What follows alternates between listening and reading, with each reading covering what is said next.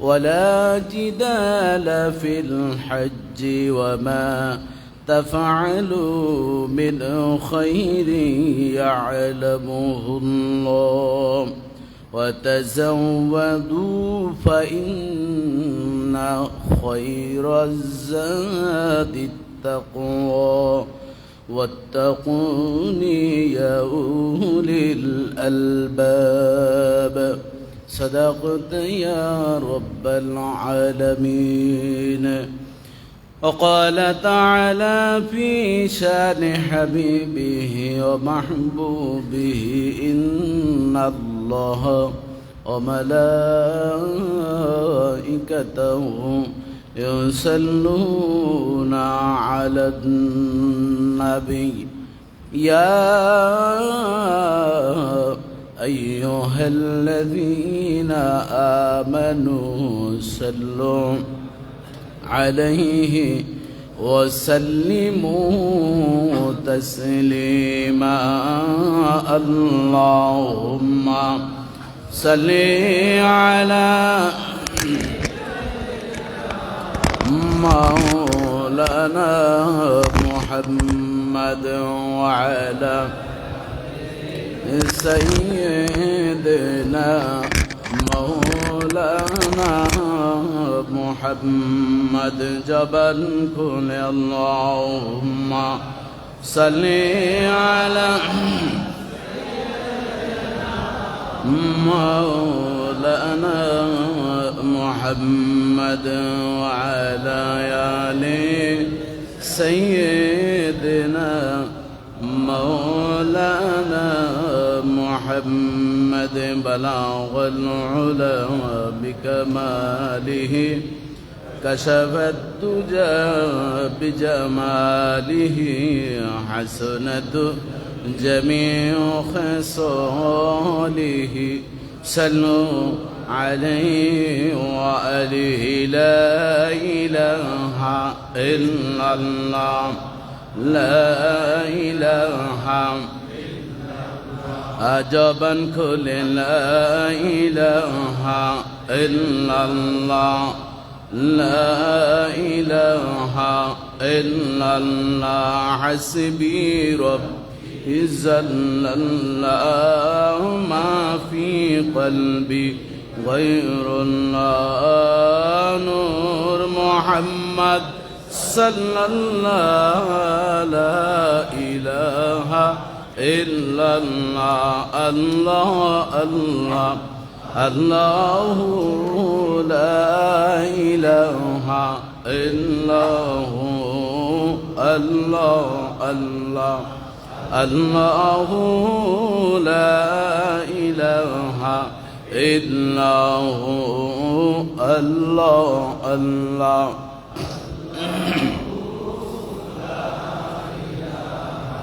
إله الله الله الله الله الله الله الله لا إله إلا الله محمد رسول الله صلى الله عليه وسلم.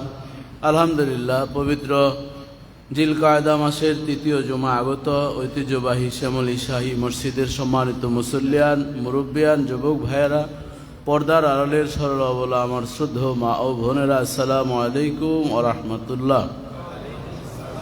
মহান আল্লাহ সুবহানাহু ওয়া তাআলার অসংখ্য অগণিত তার চেয়ে আরও অধিক শুকরিয়া আদায় করছি যিনি আমাদেরকে সুস্থ রেখেছেন হায়াত দিয়ে আবারও মসজিদে আসার মতন মন সৃষ্টি করে ইবাদত অর্জনের জন্য সুন্দর একটি পরিবেশ উপহার দিয়েছেন। সেই রব্বুল ইজ্জাতের সবটুকুন শুকরিয়া আদায় করে জবান খুলে কৃপণতা দূর করে কণ্ঠের সাথে কণ্ঠ মিলিয়ে আসুন ছন্দের পতন না ঘটিয়ে হৃদয়ের গহীন থেকে সর্বোচ্চ আওয়াজে আল্লাহকে খুশি করার উদ্দেশ্যে কালেমাতুশ শুকর আদায় করে সকলেই সমস্বরে বলি আলহামদুলিল্লাহ।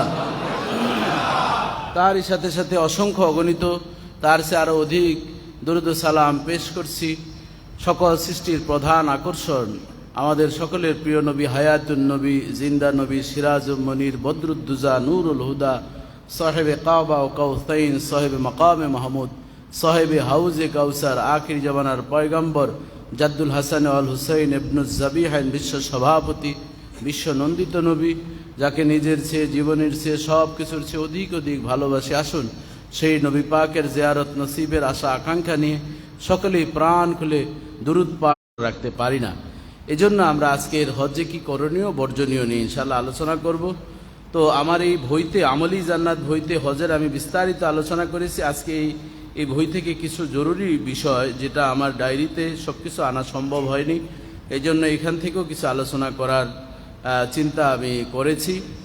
আমরা গত জুমায় আলোচনা করেছিলাম হজের বিভিন্ন আবিধানিক, পারিভাষিক এবং হজের ফরজ, 4টি জায়গায় 5 দিনে 9টি কাজ করার নাম হজ। সেই জায়গা 4টির পরিচয় দিয়ে আমরা 5টি দিন এবং 9টি কাজের কথা আমরা বলেছি, হজের ওয়াজিবগুলোর কথা আমরা বলেছি। আজকে আমরা হজের যে এহরামের ফরজ, ওয়াজিব এবং এহরামের সুন্নত, এহরাম অবস্থায় কি কি কাজ নিষিদ্ধ, এহরাম অবস্থায় আমরা অনেকগুলো কাজ করে ফেলি, আমাদের অজান্তে এহরাম নষ্ট হয়ে যায়, এহরাম ভঙ্গ হয়ে যায়, ওই মুহূর্তে আমাদের কি করণীয় এ সম্পর্কে আমরা কথা বলবো।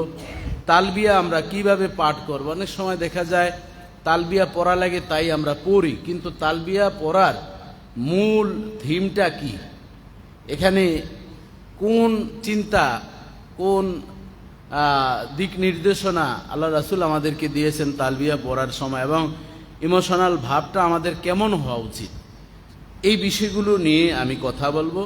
এবং তাওয়াফ আমরা করি, তাওয়াফের সময় সেলফি, বিভিন্ন ধরনের, আমিও বাইতুল্লাহ ইত্যাদি বলে থাকি, কিন্তু তাওয়াফটা কেন আমরা করে থাকি, এই তাওয়াফের কি ফজিলত রয়েছে, তাওয়াফকালীন অবস্থা আমাদের কি কি আমল, এই বিষয় সম্পর্কেও এই বইতে বিস্তারিত আছে।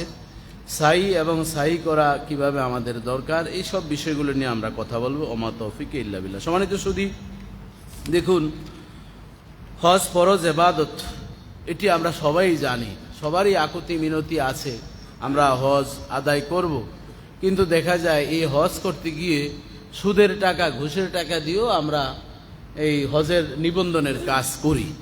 এরকম আছে না নাই? অনেকে একটা বছর গুনাহ করে চিন্তা করে 2023 সালে যা গুনাহ করছি 24 সালে আমরা হজটা করব, তাহলে মোটামুটি মাইনাসে মাইনাসে কি হবে, প্লাস হয়ে যাবে। বীজগণিতের অঙ্কটা খুব সুন্দরভাবে কষাই, বীজগণিত, পাটিগণিত, এগুলা দুনিয়া চলানোর জন্যই গাণিতিক হিসাব করা হয়, কিন্তু আল্লাহর গাণিতিক হিসাব আর আপনার আমার হিসাব কি এক না। আমাদের মনের ভাব কেহ জানেন না, জানেন কে?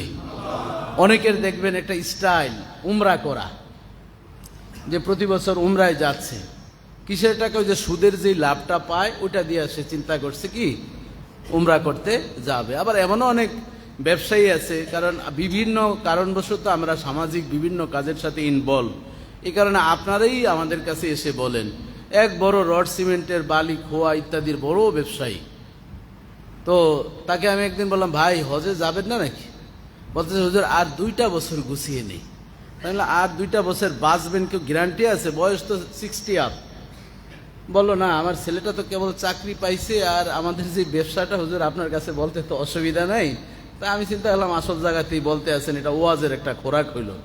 তা বললাম, কেন? আমার যে ট্রাক আছে, যে আমার লরি, এখানে 500 ফুট দিয়ে আসলে এটা 350-400 হয় না ঠিক মতন, ওখানে মোটামুটি আমি 100 ফুট চুরি করি। তারপরে বালির যেই তাগারি বা যেটা দেওয়া হয়, ওখানে 5-10 ফিট আমার এখানে, কয়েক ফিট আমার এখানেও চুরি হয়।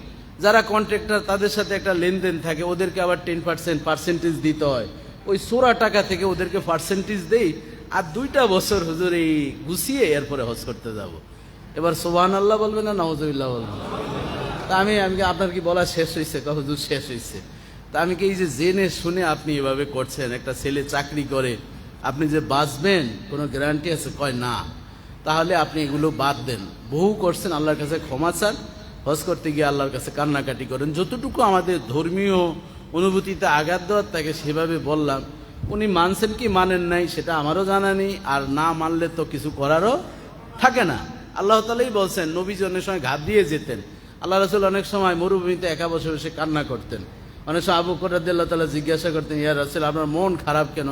আমি এত কষ্ট করি, এত দাওয়াত দিই, নিজে খেয়ে না খেয়ে, কিন্তু এই মানুষগুলো কেন যে কালেমার কথা শুনে না, কেন আসে না? আল্লাহ তাআলা আয়াত নাজিল করলেন, ফাদাক্কির ইন্নামা আনতা মুদাক্কির লাস্তা আলাইহিম বিমুসাইতির। নবী গো, মন খারাপ করার দরকার নেই, আপনাকে আমি শুধুমাত্র উপদেশ দাতা হিসাবে প্রেরণ করেছি। জোর জবরদস্তি মায়ের জোর করে ইসলামের দিকে আনার দায়িত্ব আমি আপনাকে দেই নাই। জোরে জোরে বলেন সুবহানাল্লাহ। আল্লাহ রাসূল তখন শান্ত হয়ে গেলেন। এজন্য আমরাও কিন্তু আপনাদেরকে এতটুকুই বলতে পারি, জোর করে কিছু, এটা মার্কেটিং এর ব্যবসা না। আর আমার যেহেতু হজের ব্যবসাও নেই, এই জন্য আমি এটার মার্কেটিং করার আমার প্রয়োজনও নেই, দরকারও নেই। এই জন্য আপনাদের কাছে আমার দাবি থাকবে, বাবা হজ করেন। বয়স যখন নওজোয়ান থাকেন, হালাল টাকা দিয়ে, আর কত দরকার নেই এই সুদের টাকা দিয়ে, জমিনের টাকা লাগিয়ে টাগিয়ে নানান ধরনের এই ধরনের সোল সাতুরি কাজ অর্থ দিয়ে যদি হজ করেন, ওই হজ আল্লাহর দরবারে পৌঁছবে না, বরং আল্লাহর সাথে হাসতামশা, আল্লাহর সাথে একটা উপহাস করার মতন একটা মাধ্যম আপনি তৈরি করতেছেন। আল্লাহ তাআলা আমাদেরকে আল্লাহর সাথে উপহাস করা থেকে বিরত থাকার তৌফিক দান করে, বলেন আমিন। সম্মানিত সুধী, আমরা এহরামের বিষয় নিয়ে গত জুমায় আংশিক আলোচনা করেছি। আমরা ভাবি যে সাদা কাফনের কাপড় পরার নামে কি এহরাম, কিন্তু এহরামটা আসলে সেটা নয়। এহরামের দুটি আপনার ফরজ রয়েছে। নিয়ত করতে হবে, তালবিয়া পাঠ করতে হবে। তালবিয়াটা আপনি যদি নিয়ত করেন, আপনি গোসল করলেন, এবং আপনার অনেকগুলো সুন্নত কাজ রয়েছে, সেই সুন্নত কাজগুলো আমি এখানে আমার এই বইতে লিখেছি। যেমন নখ কাটা, বগলের নিচের যে পশম রয়েছে, নাভির নিচের এই পশমগুলো আপনার পরিষ্কার পরিচ্ছন্ন করা। তারপর গোসলে যদি সমস্যা হয়, উজু করা, অনেকের সমস্যা থাকতে পারে অসুস্থতার কারণে, এবং সুগন্ধি আপনি লাগাবেন। গোসল করেছেন, আপনি সুগন্ধি লাগালেন, এরপরে আপনি এহরামের কাপড়টা পরিধান করলেন। এহরামের কাপড় পরিধান করার পরে সেলাইবিহীন আপনি এহরামের কাপড়টা পরিধান করতে হবে, যেটি আপনার লুঙ্গি হিসেবে আপনি ব্যবহার করবেন। যেটা নিচে সেটা সেলাইবিহীন থাকবে। পুরুষের জন্য 5 হাত, আর চাদরটা থাকবে কয় হাত? 6 হাত। কম বেশি আপনি করতে পারেন, সাধারণত আমরা বাঙালি যে সাইজ সেই হিসাবে আমরা সেটি ব্যবহার করি, সেভাবে আমরা করব। কেউ আবেগবশত কোনো সিলাইওয়ালা কাপড় চোপড় পরিধান করলে তার এহরাম হবে না। এই বিষয়গুলো আমাদের মনে রাখতে হবে। কাপড় পরিধান করলাম, সুন্নাতের বড় একটি পদ্ধতি হচ্ছে, আরেকটি সুন্নতে এহরাম, 2 রাকাত নামাজ পড়া। যে সূরা আপনি পারেন সেই সূরা পড়ে আপনি নামাজ আদায় করলেন। আপনি এরপর টুপিটি খুলে ফেলবেন। টুপি খোলার পরে আপনি যদি উমরা করেন, লাব্বাইকা উমরাতান, আর যদি হজ এবং উমরার নিয়ত করেন কিরান হজের, আপনি করবেন কি? লাব্বাইকা হজ্জান ও উমরাতান। দুটি নিয়ত আপনি একসাথে করবেন। যারা যে এই ট্রাভেলসে যাচ্ছেন বা সরকারিভাবে যাচ্ছেন, এটা ট্রেনার আছে, হজের ক্লাস করা হয়, অনেক বই আছে। আর কিছু না থাকুক, আমার এই বইটি আপনি নিলে হজ করার জন্য আর কোনো দোয়া এবং আর কোনো কিছু বাকি নেই। এখানে আমি সংক্ষেপে বিস্তারিত আলোচনা করেছি একজন মানুষ হজ করার জন্য যা যা প্রয়োজন। এখানে আপনার সব শেষ হয়ে গেল। এহরাম বাঁধলেন, বাঁধার পরে 2 রাকাত নামাজ পড়ে নিয়ত করে ফেললেন। নিয়ত যখন আপনি করে ফেলছেন, এখন আর আপনার নেটওয়ার্ক অন্যদিকে যাওয়া যাবে না। অনেকগুলো কাজ তখন আপনার নিষেধ হয়ে যায়। আপনি এখন এহরামটা কোথায় বাঁধবেন? বিমানে আপনি বাঁধবেন, সেটা জায়গাটা অনেক ছোট, কষ্ট হবে। এই জন্য পবিত্রতারও বিষয় থাকে। এই জন্য সাধারণত আমরা বাসাবাড়ি থেকে এহরামটা এখন বাঁধি। তবে মিকাত রয়েছে, আমাদের মিকাত হচ্ছে গিয়া লামলাম, 5টা মিকাত ভাগ করা হয়েছে। অর্থাৎ মিকাত হচ্ছে যেই স্থানে আমাদের এহরাম বাঁধতে। বিমানে কিন্তু বলা হয় যে আপনাদের মিকাত এখন অতিবাহিত হবে, এত কিলো বাকি আছে, এত সময়। তখন দেখা যায় সমস্যা হতে পারে। আপনি ঘুমিয়ে পড়েছেন, আপনার এহরাম যদি না বাঁধা হয়, তাহলে তো আপনার হজের কার্যক্রমই আপনি শুরু করতে পারলেন না। এই জন্য বাসাবাড়ি থেকে বা হজ ক্যাম্প থেকে অথবা যেখান থেকে আপনি বের হবেন, সেখানে আপনি এহরামের কাপড়টা পরিধান করলেন, নিয়ত করে ফেললেন। নিয়ত করার পরে আপনি আর সুগন্ধি লাগানোর কোনো সুযোগ নেই। শরীরের অনেকের বদ অভ্যাস আছে, নাকের পশম টানার অভ্যাস আছে। কিছু কিছু মানুষের দেখবেন শুধু। আবার কেউ আছে দাড়ি খালি খিলালেই করে, একজনের সাথে কথা বলে 20 থেকে 25 বার এভাবে দাড়ি টানতে থাকে। আবার কেউ আছে এরকম দাড়ির আগা নিয়ে এরকম ভাবে ছিঁড়ে। মানে এক একজনের এক একটা সমস্যা। এটাকে বাংলা পরিভাষায় মুদ্রা রোগ বলা হয়। কি রোগ বলা হয়?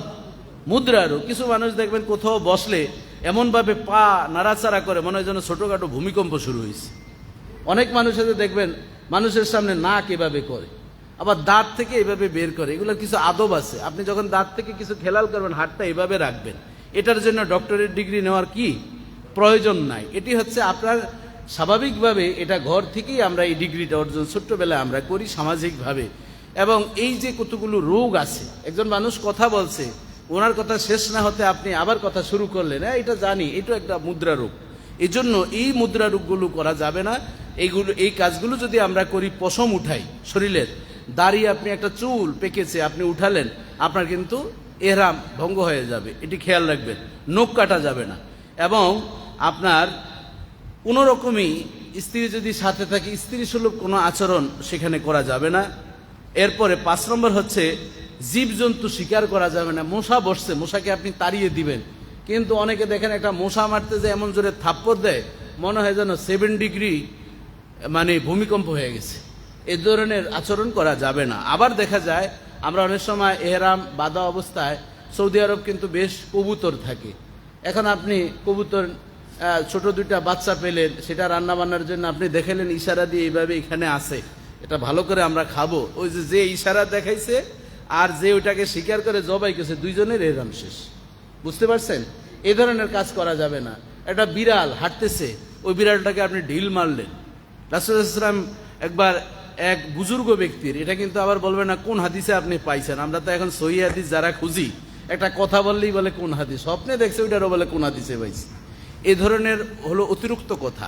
এক বুজুর্গ হজ করতে গেলেন, তো উনি মদিনার জমিনে যখন গেলেন, মদিনার একটা বিড়াল ঘর থেকে বের হয়েছে, রাস্তায় হাঁটছে। মদিনায় কিন্তু অনেক বিড়াল, তো দেখে উনি বুজুর্গ দাঁড়িয়ে গেলেন, দাঁড়িয়ে গিয়ে বিড়ালটাকে যেতে দিলেন। ওনার সাথে ছিল এক মুখ ফোড়া আরেক হাজি সাহেব।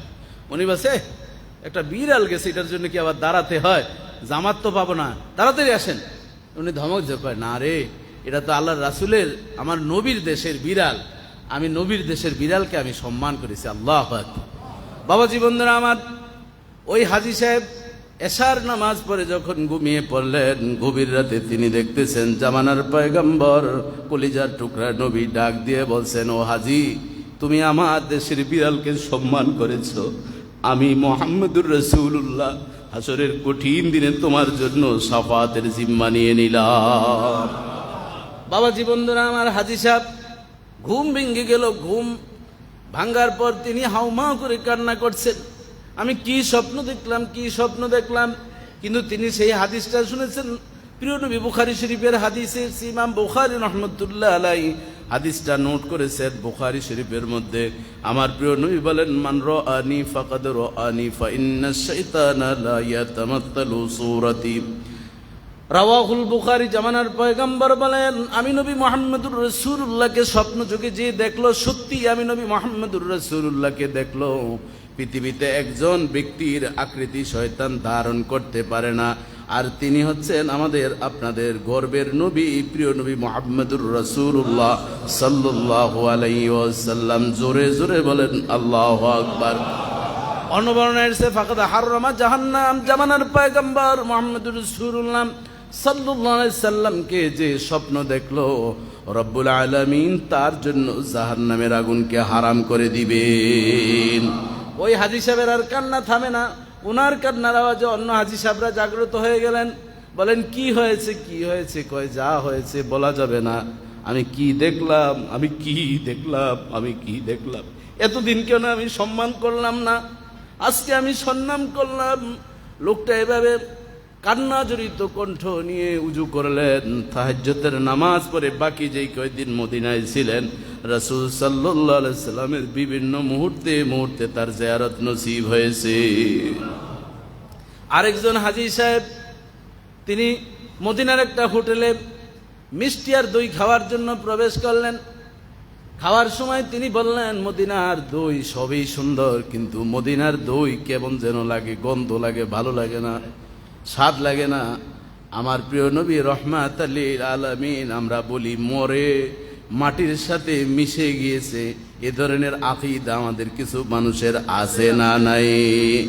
আমার নবী জিন্দা নবী না মুর্দা নবী? আমার নবীর কাছে আমাদের দুরুদ সালামগুলো পৌঁছিয়ে দেওয়া হয়।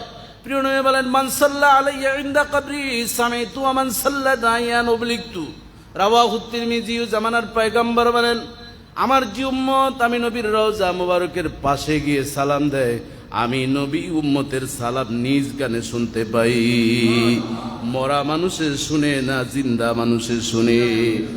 এরপরে দ্বিতীয় অপশন হচ্ছে অমান সাল্লাল্লাহু আলাইহি, আমার যে উম্মত আসতে পারে না আমার রওজা মুবারকের পাশে শ্যামলী শাহী মসজিদে অবস্থান করে, আমি নবীকে সালাম দেয়, আমি নবীর কাছে ওই দুরূদগুলা প্রতিটি মুহূর্তে পৌঁছিয়ে দেওয়া হয়।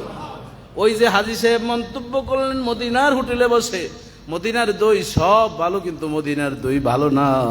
রাতে ঘুমিয়ে পড়লেন, আমার নবী ডাক দিয়ে বলেন, হাজী রে, মদিনার যদি দই ভালো না লাগে মদিনায় তুমি কেন আসছো?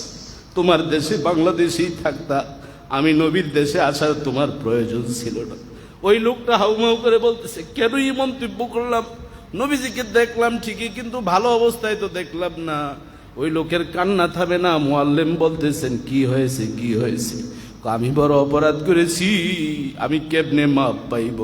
রওজার পাশে গিয়ে, হায়াতুন নবী জিন্দা নবীর রওজার পাশে গিয়ে হাউমাউ করে কান্না করে এভাবে দুরূদ পাঠ করছেন, নবী গো বড় অন্যায় করেছি, ভুল করেছি, আর করব না, আর করব না। এরপর আবার ঘুমিয়ে পড়লেন। মদিনায় থাকা অবস্থায় হায়াতুন নবী জিন্দা নবীর শাফাত তার আবার স্বপ্নযোগে নসিব হয়েছে, তার জিয়ারত। এরপরে এসে বলছেন, তুমি ভুল বুঝতে পেরেছো, মদিনার সম্মান দিয়েছো, আল্লাহ তোমার সম্মান বৃদ্ধি করে দিবে। এজন্য বাবাজি বন্ধুরা আমার, অনেকের আকীদা এমন আছে মক্কায় শুধু হজ করা হয়, মদিনায় যাওয়ার প্রয়োজন নেই। এ ধরনের খুচরা বাঙালি কিছু আছে না নাই? তাদের ব্রেনের ভিতরে ইবলিস প্রস্রাব করেছে, আকীদার ভিতরে তাদের গোলমাল ঘুণ ধরেছে। এজন্য তারা এই কথা বলে, আহলে সুন্নাত ওয়াল জামাতের আকীদা হচ্ছে মক্কায় হজ করা হয় আর আমার নবীর কাছে যদি হাজিরা দেওয়া হয়, আল্লাহ রাব্বুল আলামিন মদিনায় ওই জিয়ারত করার কারণে 8 ওয়াক্ত 8 দিন থেকে নামাজ করার কারণে, হাজিরা দেওয়ার কারণে রব্বুল আলামিন ওই বান্দার হজ কবুল ও মঞ্জুর করে নেন। আপনি হজ করেন মক্কায়, আমার কোনো অসুবিধা নেই। মদিনা আপনি না যান তাও আমার কোনো সমস্যা নেই, কিন্তু এ ধরনের অতিরিক্ত কথা বলা যাবে না। কারণ নবী মুহাম্মদুর রাসূলুল্লাহ সাল্লাল্লাহু আলাইহি ওয়াসাল্লামের কারণেই মক্কা মদিনার মর্যাদা পেয়েছে। কথা ঠিক কিনা বলেন? এই কাবা আল্লাহ তাআলা মনোনীত কেন মক্কা করেছেন বাবাজি বন্ধুরা আমার, ওই আয়াত আপনি তেলাওয়াত করবেন, ইন্না আউওয়ালা বাইতিন উযিআ লিন-নাসি লাল্লাযী বিবাক্কাতা মুবারাকাও ওয়া হুদাল লিল আলামিন।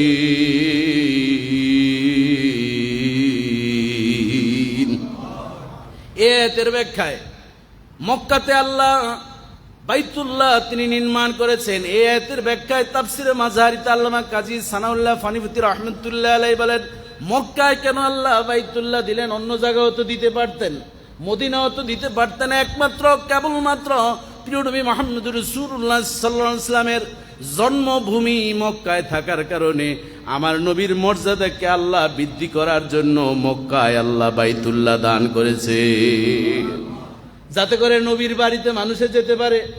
আর মদিনাটাও আল্লাহর কাছে বড় প্রিয়, অনেকগুলো কারণে প্রিয়। ওই মদিনার নাম ছিল ইয়াসরিব।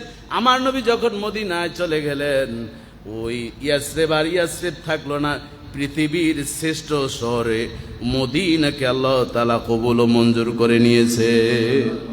এজন্য বাবাজি বন্ধুরা আমার, যারা হাজী সাহেব হজ করতে যাবেন, মক্কায় যখন যাবেন, আল্লাহর প্রতি সেই ভালোবাসা নিয়ে বাইতুল্লাহর চতুর্দিকে ঘুরবেন। মদিনায় যখন যাবেন, নবীর সাথে নেটওয়ার্কটা লাগিয়ে দিবেন। এই দুটা যখন একত্রিত হয়ে যাবে, আল্লাহ এবং রাসূল এই দুই একত্রিত যখন হয়ে যাবে, নেগেটিভ পজিটিভ, তখন আপনার কলবের ভিতরে আল্লাহর নূরের বাতি জ্বলে উঠবে। আল্লাহর নূরের বাতি কলবের ভিতরে জাগ্রত আমাদের অনেকেরই নেই। এজন্য আমরা শুধু ইখতিলাফ, মানুষকে মানুষ মনে করি না, অহংকার, হিংসা, বিদ্বেষ, আমি আমি আমি আমি সব সময় বলে থাকি। আসলে কিছুই আমার নয়। কথা ঠিক কিনা বলেন? একটু মরার ভান করেন, নড়াচড়া বন্ধ করে দেন। যে আপনি মরে গেছেন, বাচ্চা বউ হাউমাউ করবে, কান্নাকাটি করবে, 1-2 ঘন্টা ইচ্ছা করে সেন্সলেস থাকেন, দেখবেন এক এক সন্তান এক এক কথা বলবে যে ভাই বাবা তো মারা গেল, এখন কেমনি কি করবা? আমরা বসি আবার স্ত্রী বলবে আমারে বাদ দিস না, কিন্তু বোনে বলবে আমারে ঠিক মতন দিস। পরে বাবা উঠা বসে আসলে মরি নাই, দেখছি তোদের ভালোবাসা আমার প্রতি কতটুকু। এরকম নাটক আছে না নাই? আছে। এই নাটকগুলো আসলে বাস্তবতা।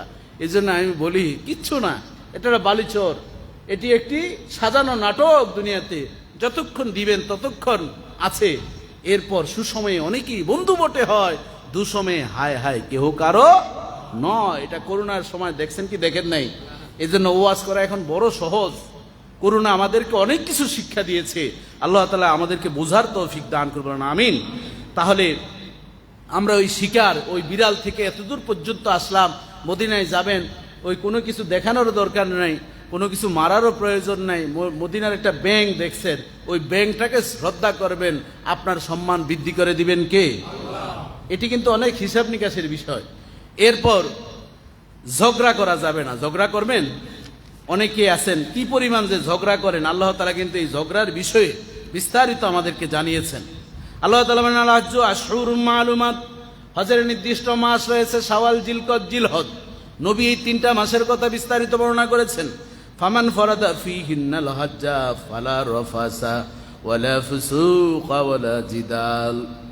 যাদের উপর হজ ফরজ হয়েছে তারা রফাস করবে না। ওই এহরাম অবস্থায়, এহরামের কাপড় পরিধান করেছেন, নিয়ত করেছেন, ওই অবস্থায় তার যৌনাচারের কোনো কাজ করা যাবে না। যৌন লুবি যারা, তারা না পারলেও গল্প করে, এরকম মানুষ আছে না নাই? কিছু মানুষ আছে ওরাল সেক্স, সেক্সুয়াল কাজ করতে পারে না, গল্প করে মজা পায়। কিছু শিক্ষক ক্লাসে যখন মেয়েদের, ইউনিভার্সিটিতে, আমরা তো ইউনিভার্সিটিতে পড়েছি, কিছু টিচারদের অবস্থান দেখতাম, তারা মানে ওরাল সেক্সের জন্য, মজা পাওয়ার জন্য ওই ঘুরিয়ে ফিরিয়ে এদিক সেদিক নেই। বিয়ে করো না কেন, এখনই তো বিয়ের বয়স, এরপরে তার মজা পাবা না, এই ধরনের কথা ক্লাসে বলার দরকার আছে? আর এই কারণে এখন দেখেন আমাদের শিক্ষা কারিকুলামের ভিতরে বয়ঃসন্ধিকালে বন্ধু কিভাবে বানাবে, বান্ধবী বন্ধুর কোন হাত ধরবে, কোন পাশে বসবে, এই বীর্য দিয়ে বাচ্চা কে কনসেপ্ট করে, আর কার থলিতে জরায়ুতে বাচ্চা হয়, কিভাবে হয়, এগুলো এখন আমাদের সপ্তম শ্রেণীর, অষ্টম শ্রেণীর বাচ্চাদেরকে শিক্ষা দেওয়া হচ্ছে। কথা ঠিক কিনা বলেন? এটি কবর রচনা হচ্ছে নীতি নৈতিকতার। অত্যন্ত লজ্জার বিষয়। আমার মেয়ে সপ্তম শ্রেণীতে পড়ে, আমাকে বলে আব্বু এটা কি আমি পড়বো? আমি পড়তে পারছি না। আমি কি পড়ার দরকার নেই? আমি নিজে যখন পড়ি, শুধু শরীফ শরীফার গল্প নয়, অনেক গল্প রয়েছে। আমি দেখি আমার মেয়ের টেবিলে একদিন বন্ধু খাতা, আমি বললাম মা এটা বন্ধু খাতা কেন? মাদ্রাসায় পড়ে, স্কুলে না। বলো বন্ধু খাতা বানাতে বলছে, তার সারাদিন কেমন মা বাবায় ঝগড়া করে কয়বার দিনে এটা লেখার জন্য। বাবার ইনকাম সোর্স কত, আয় ব্যয় কত, প্রতিদিন বাবা কতটুক বাজার করেন, মানি ব্যাগ থেকে বাপের টাকা মায় চুরি করে কয়বার, কত টাকা চুরি করে দৈনিক, এরপরে বন্ধুর সাথে দিনে কতবার গল্প করেছে, এবং আমার পড়াশোনা কতটুকু হলো, এই সব কিছু হচ্ছে বন্ধু খাতাতে লিখতে হয়। আমি বললাম ভালো কিছু লেখবা, খারাপ কিছু লেখার দরকার নেই। এসব শিক্ষা দেওয়া হচ্ছে বাংলাদেশকে ওয়েস্টার্ন পাশ্চাত্যবাদীদের 5টা গোলাম বানানোর জন্য। কথা ঠিক কিনা বলেন? এই 90-95 ভাগ মুসলমানের দেশে বয়ঃসন্ধিকালে কি করতে হয় এটি শিক্ষা দিতে হয় না। এমনিতেই নাচনা বুড়ি আরো পাইছে ঢোলের বাড়ি। কথা ঠিক কিনা বলেন? এমনিতেই সন্তান, মেয়ে, ছেলেদের বর্তমানে যে খৈলসা মাছের মতন নানান জায়গায় বসে বসে এভাবে জৈনাচারের কাজ করে। অবাক লাগে আমাদের এই শ্যামলী শাহী মসজিদে আসতে গেলে, এই যে একটা পার্ক আছে, সন্ধ্যার পরে প্রতিটা মহিলারা এখানে দাঁড়িয়ে থাকে। হোটেলের ব্যবসা যারা করে, তারা যারা ব্যবসা করে, তারাও জিনার দাবিদার। কথা ঠিক কিনা বলেন? এই ব্যভিচার থেকে রক্ষা পাওয়ার দরকার আছে না নাই?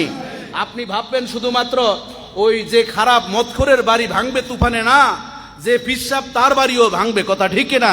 পিসাব যদি না বলে, ওই মুরিদদের যে অবস্থা, পিসাবেরও সেই ভাগ্য বরণ করতে হবে। কথা ঠিক কিনা বলেন? আমি এখানে খতিব, আপনি বলবেন হুজুর জানলেন কেমনে? আমি অন্ধ নয়, আমার 2টা চোখ আছে, চোখ, কান, চর্ম, কর্ণ, নাসিকা, পঞ্চ ইন্দ্রিয় আমার খোলা আছে। আপনাদের কাছে শুনি, নিজ চোখে দেখি। আমি আপনাদেরকে অনুরোধ করব, শ্যামলী শাহী মসজিদে যারা কমিটি রয়েছেন, এই এলাকার যারা সঠিক নাগরিক রয়েছেন, নীতি নৈতিকতা যাদের ভিতরে আছে, এই এলাকাতে পতিতা আর এই শাহী মসজিদ এক জায়গায় থাকতে পারে না। কথা ঠিক কিনা বলেন? আমার মনে পড়ে, আমি নারায়ণগঞ্জ টানবাজার ছিল পতিতালয়ের আড্ডাখানা। আমি যখন ইন্টার পরীক্ষা দিয়েছি, ইংলিশ স্পোকিং শেখার জন্য এলেক্স কোচিং সেন্টারে সেখানে ভর্তি হয়েছিলাম, তুলারাম কলেজের পাশে। সেখানে আমি নিজ চোখে দেখেছি পতিতারা কিভাবে বায়েস করে, চরিত্র হনন করে। আমি দেখতে পেয়েছি। সে যুগে আওয়ামী লীগ সরকারের আমল সম্ভবত ছিল, তখন শামীম ওসমান, ভালো মন্দ আমি তাকে বলবো না, কিছু মানুষের ভালো গুণ আছে, সে এটার বিরুদ্ধে জিরো টলারেন্স নীতি সে অবস্থান করে। আমি তখন দেখেছি সে যে বক্তব্য দিয়েছিল। পরবর্তীতে দেখা যায় তখন আমাদের নাসিম সাহেব ছিলেন স্বরাষ্ট্রমন্ত্রী, একদিনের হুঙ্কারে আমি তখন থাকা অবস্থায় সেই সম্ভবত 96 না 97 সালে বা 98 সালে ওই টানবাজার থেকে পতিতালয় উচ্ছেদ হয়েছে। ওই পতিতারা সারা বাংলাদেশে ছড়িয়ে ছিটিয়ে পড়েছে। কথা ঠিক কিনা বলেন? দৌলতিয়া ফেরিঘাটে যাবেন, সেখানে এই ধরনের কর্ম চলছে। কিন্তু এই শ্যামলী শাহী মসজিদের এলাকায় এই কাজগুলো হবে, এটি আমাকে রক্তক্ষরণ করেছে। আমি যখন জানতে পেরেছি, আপনাদের কাছে পায়ে হাত দিয়ে বলবো, যারা এই হোটেল ব্যবসার সাথে পতিতাদের সাথে জড়িত আছেন, আমি হাসি তামসা করে খবর নিয়েছি কত টাকা তাদের রেট। হুজুর 500 টাকা, 400 টাকা, 1200 টাকা, 1500 টাকা, 2000 টাকার রেট আছে। এই রেটগুলো পর্যন্ত আমি জানতে পেরেছি। হাতে পায়ে ধরে বলবো, আপনাদেরকে অনুরোধ করব, যারা এই ব্যবসার সাথে যেই রয়েছেন, প্রশাসনিক যারা কর্মকর্তা রয়েছেন, আপনাদের মা আছে, আপনাদের বোন আছে, আপনি এই ব্যবসার সাথে জড়িত থাকবেন। আমার বোন, আমার মেয়েও এই ব্যবসায় কোনো না কোনো ভাবে ছলছাতুরি করে, তারাও একদিন না একদিন এই ভাগ্য বরণ করবে। কথা ঠিক কিনা বলেন? এই টাকা ব্যবসা করে সম্পূর্ণ আল্লাহ রাসূল বলেছেন 7 শ্রেণীর কাজ কবিরা গুনাহ, তন্মধ্যে এই জিনা ব্যভিচারের কাজ এবং যারা পতিতালয় দেহ ব্যবসার মাধ্যমে টাকা উপার্জন করে তাদের উপর আল্লাহর গজব পড়বে। আল্লাহ রাসূল স্পষ্ট হাদিসে বলেছেন। আল্লাহ তাআলা আমাদেরকে এই বিষয়গুলো বুঝে এই এলাকাকে পতিতা মুক্ত করার জন্য উদাত্ত আহ্বান জানিয়ে আমি আপনাদের বিবেকের কাছে ছেড়ে দিলাম। কেউ যদি আমার পক্ষে বিপক্ষে যা বলেন তাতে আমার কিছু আসে যায় না।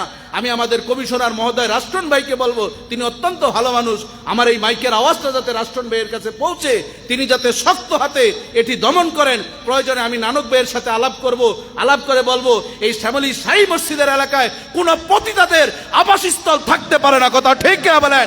কারা কারা রাজি আছেন দুহাত তুলে আল্লাহকে দেখায় নারায়ে তাকবীর, নারায়ে রিসালাত। আল্লাহ কবুল ও মঞ্জুর করে বলেন আমিন। পতিতা মুক্ত সমাজ, পতিতা মুক্ত সমাজ কায়েম হোক, কায়েম হোক। সম্মানিত সুধী, দেখুন আল্লাহ তাআলা স্পষ্ট এখানে বলেছেন যে হজ করতে যাবা ওলা রফাসা জৈনাচার মূলক কাজ করা যাবে।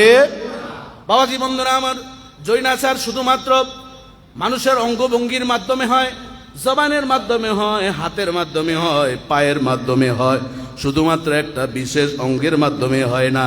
চোখ দিয়ে যদি আপনি কোনো বেগানা নারীকে উপভোগ করতে চান, চোখের জিনা, হাত দিয়ে তাকে উপভোগ করতে চান, হাতের জিনা, পা দিয়ে যদি উপভোগ করতে চান, পায়ের জিনা। কথা ঠিক কিনা বলেন? এই জন্য হজে গিয়ে যদি আপনি কোনো নারীর আলোচনা করেন, আপনার ইহরাম নষ্ট হয়ে যাবে, আপনারও হজ হবে না।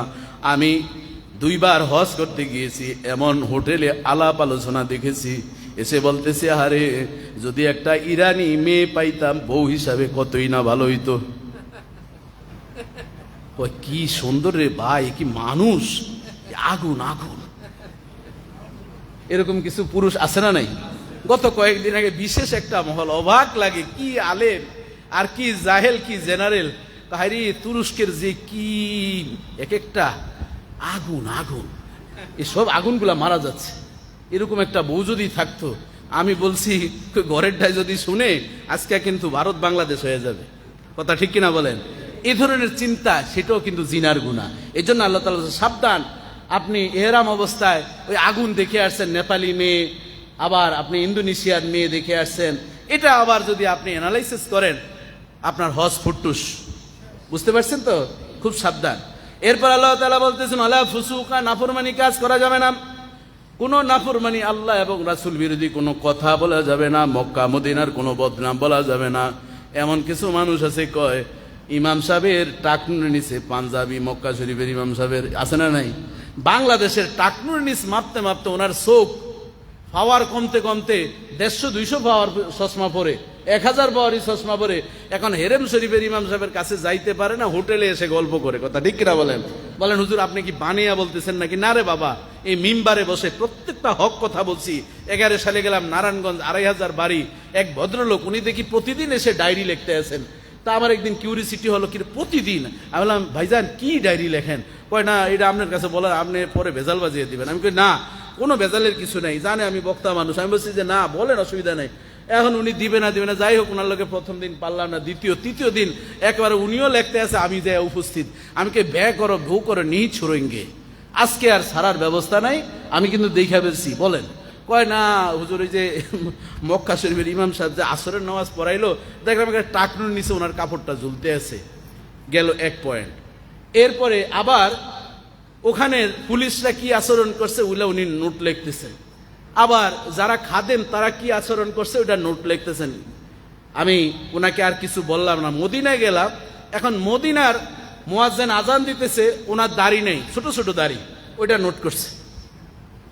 ওনার এরপরে আজান দিয়ে আল্লাহু আকবার বলে হাত ছেড়ে দেয়, ওইটাও আবার নোট লেখছে। তা আমি পরবর্তীতে সব যুগে আমি বললাম, তুমি আমহিল হুম রোয়াইদা, ছেড়ে দিলাম রশি, উপরে উঠো, সময় মতন টান দিবা। আমি বললাম, আচ্ছা এটা লেখে আপনার কি সমাধান ওখানে বলতে পারবেন?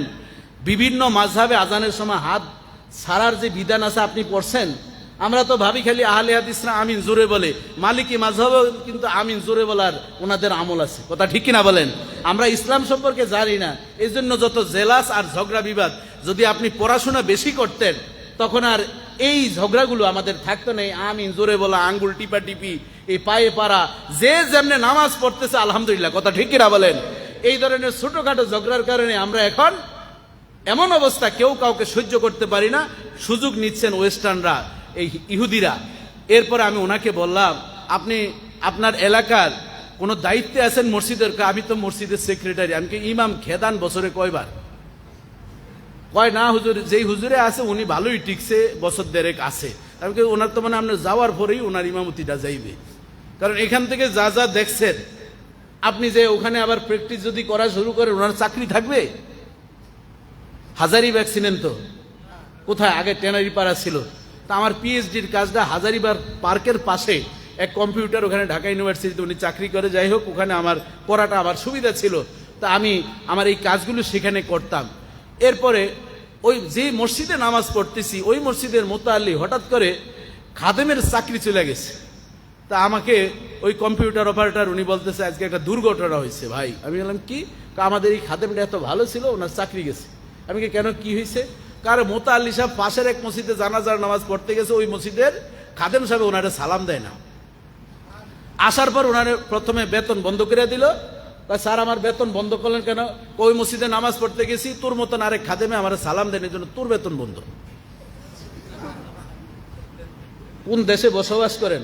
পরবর্তীতে ওই খাদেমরে আর রাখলোই না, নতুন খাদেম নিয়োগ পরে কমিটিরা ধরে। যাই হোক, ওই মসজিদের রাগ আপনি এই জায়গায় মিটাইতে আছেন। এ ধরনের কিছু ফাজিল মার্কা লোক সমাজের মসজিদের কমিটি আছে না নাই?